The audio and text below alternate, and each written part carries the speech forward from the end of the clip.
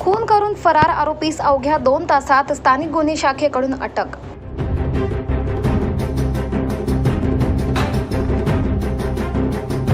मालेगाव दिनांक 15/4/2024 रोजी रात्रीच्या सुमारास मालेगाव छावणी पोलीस ठाणे हद्दीतील संगमेश्वर परिसरात युवक नाव रफिक खान अनवर खान राहणार संगमेश्वर मालेगाव हा त्याचे 2 मित्रांसोबत मौलाना इसाक चौक कमानीच्या बाजूला उभा असताना त्याचा मित्र नाव रफिक शाह अमीन शाह उर्फ लंबा रफिक व त्याच्यासोबत आलेला त्याचा एक अनोळखी जोडीदार अशा दोघांनी मिळून मागील भांडणाची कुरापत काढून रफिक खान यास शिवीगाळ करून कोणत्या तरी धारदार हत्याराने त्याच्या डोक्यावर, हातावर व मांडीवर वार करून जीवे ठार मारले होते। मालेगाव छावणी पोलीस ठाण्यामध्ये गुन्हे रजिस्टर नंबर 117/2024 भादवी कलम 302 504 506 34 प्रमाणे गुन्हा दाखल करण्यात आला आहे। सदर गुन्हा केल्यानंतर यातील आरोपितांनी पलायन केले होते।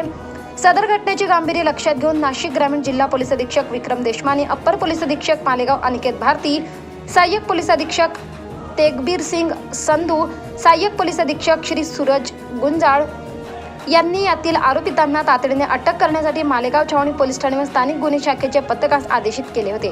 त्यानुसार स्थानिक गुन्हे शाखेच्या पथकाने सदर गुन्ह्याचे समांतर तपासात गुप्त बातमीदारांमार्फत माहिती घेतली असता यातील मुख्य आरोपी रफिक शाह उर्फ लंबा रफिक हा मनमाडच्या दिशेने एका दुचाकीवर जात असल्याचे खात्रीशीररित्या समजले। त्यावरून स्थानिक गुन्हे शाखेच्या पथकातील अधिकारी व अंमलदार यांनी मनमाड शहरातील रेल्वे स्टेशन परिसरातून सदर खुनाच्या गुन्ह्यातील मुख्य आरोपी नामे एक रफिक शाह अमीन शाह उर्फ लंबा रफिक वय 28 वर्ष राणा संगमेश्वर मालेगाव या अवघ्या काही तासातच ताब्यात घेतले।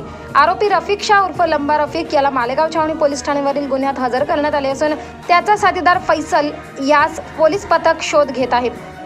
यातील आरोपी रफिक शाह उर्फ लंबा रफिक यांनी गुन्हा घडल्यानंतर मालेगावातून पलायन केले होते।